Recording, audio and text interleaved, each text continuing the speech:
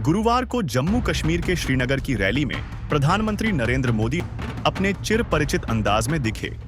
उन्होंने विपक्षी पार्टियों पर जोरदार हमला बोला और जम्मू कश्मीर की बर्बादी के लिए 3 खानदानों को सीधे तौर पर जिम्मेदार ठहराया।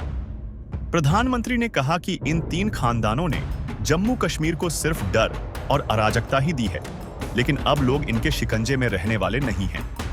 कांग्रेस, एनसी और पीडीपी की परिवारवाद वाली राजनीति पर तंज कसते हुए उन्होंने कहा कि यहाँ के 3 खानदानों ने जमहूरियत और कश्मीरियत को रौंदा है। ये अपने खानदान के अलावा किसी और को आगे आने ही नहीं देना चाहते।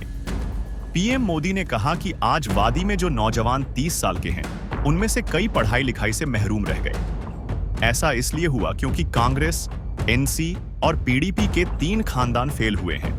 इन्होंने दशकों तक नफरत का सामान बेचा।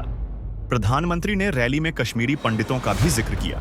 उन्होंने कहा कि कश्मीरियत को सींचने, उसे आगे बढ़ाने में कश्मीरी पंडितों की भूमिका रही है, लेकिन 3 खानदानों की सियासत ने कश्मीरी हिंदुओं को घर से बेघर कर दिया।